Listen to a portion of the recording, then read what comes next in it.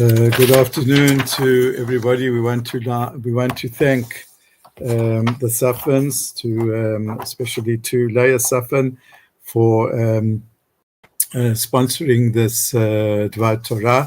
It's Ilu Nishmat, her mother, Shendel Bat Yaakov HaChonein Zichronah Livracha. May she have may her neshama have a aliyah in Gan Eden, amongst other things, in the zchut of the truma and the donation of these Divrei Torah for her. We're soon going to be celebrating Tu Bishvat, which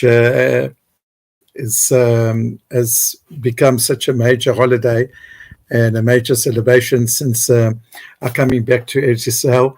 I remember when, as a kid in Chutz La'aretz, Tu Bishvat wasn't really celebrated, but yeah, from year to year in Eretz Yisrael, Tu Bishvat is celebrated much more comprehensively. There's so many starim in Eretz Yisrael of Tu Bishvat, just like we have a Seder on the night of Pesach. So there's also a Seder in which we eat the fruits, Shenishtabcha Bahem Haaretz, the 7 species, plus a little bit of etrog. And this is based on the custom of the Mekubalim. So I wanted to just make one very well-known ha'ara about the whole inyan of eating fruits on Tu Bishvat, which is the new year of trees. Again, the simple meaning of the new year of trees is that we've got many halachot, which we the laws of Orla, the laws of Shemitah. We have to know, we have to tithe certain of our produce, and we have to know that which fruits belong to this year, which fruits belong to another year. So what's the cutoff point when it comes to fruits? So the cutoff point is for Tu Bishvat. When we bless one of the, we make a bracha on one of the 7 species that Eretz Yisrael was blessed with, we make a bracha me'en shalosh, and there's a very well a phrase which many people argue about. I'll just read it to you. We say Baruch Atah Hashem Elokeinu Melech Haolam Letzah ala michya v'ala kalkala, or for example ala eitz v'al pri ha'etz v'al tuvat hasadeh v'al eretz chemda v'tova urchava she'atzita v'eincha oto l'avotenu le'achol mipiyah v'lisboa mituvah.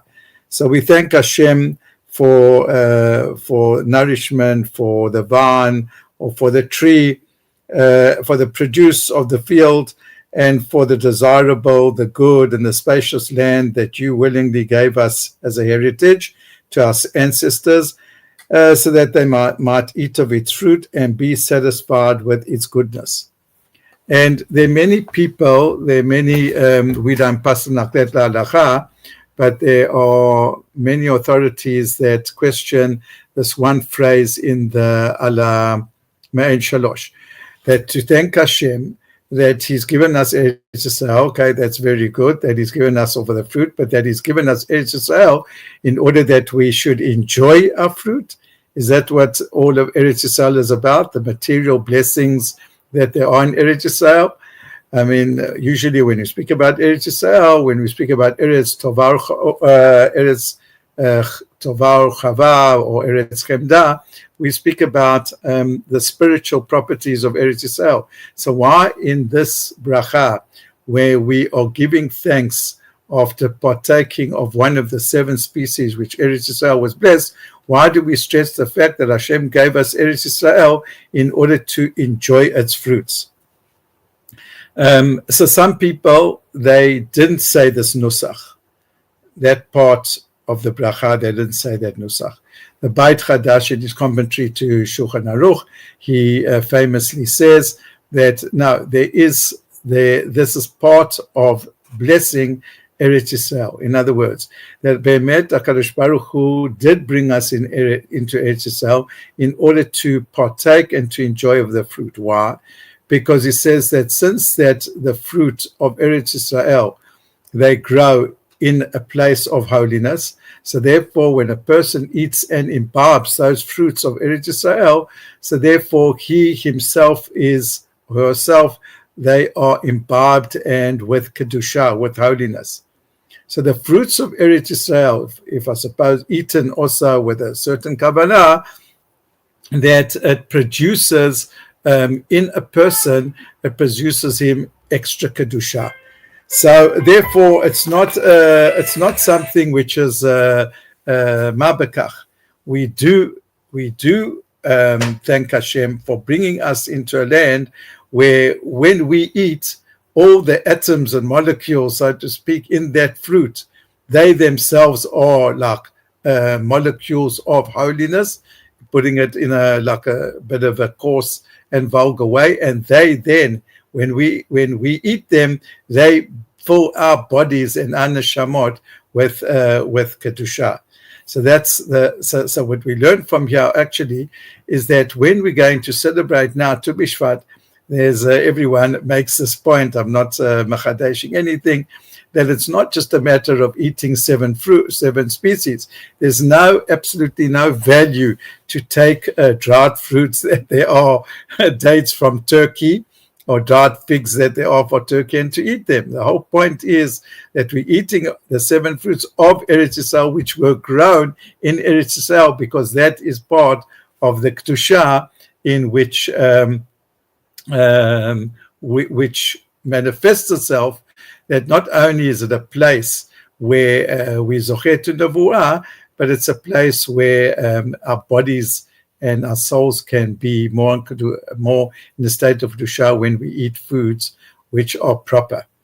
So generally, I'd just like to conclude that Tu Bishvat, in the thought of the Mukabbalim, they've gone a lot into like a couple of messages. First of all, they've dealt with the matter of eating, which I just want to make one point on. They've made a whole inyan of how each one of the fruits of Eretz Yisrael, each one has got a certain like spiritual message about it. There's certain properties of the fruit, each one which is unique. I just say, without going into it, for example, if one takes the fig, the fig is a fruit in which we consume all of it. There's no pips, or even if there is inner seeds, we consume it in total. There's no peels that we get rid of. There's no, on the other hand, pits that we get rid of. What we do is we eat it as whole. So each one of the fruits of Eretz Yisrael, they give us a certain message, which may be on Tu Bishvat at the function of the shul I'd like to go into. But as I say, they speak about eating, they speak about the fruit, and they speak about a man being similar to a tree. So I'd just like to add one thing on the inyan of eating that the Chazon Ish spoke about, and that the Mekubalim also emphasize on, is that when we eat, the eating like to try as much as possible to eat like the Shem Shamayim. Why is that? Or to eat not only because to sustain itself, but to try to elevate our eating.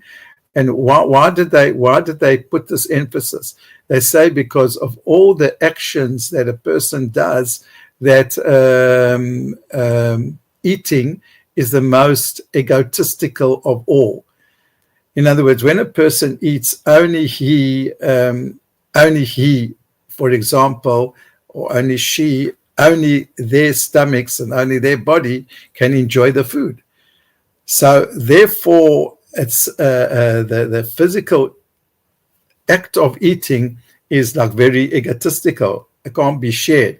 When a person, let's say, touches another person, when let's say person embraces or kisses another person, so that act, then there's another person who can sort of another person gets also pleasure from the touch of someone else. But this physical act of eating, as I say, is something that only a person himself they can experience and enjoy, and therefore to get, so to speak, out of this act of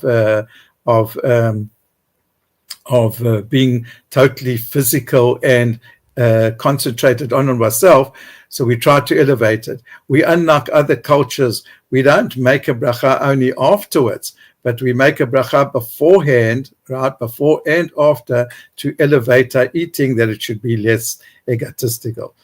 Shabbat shalom lekulam, and to Bishvat sameach to everybody. Kol tov.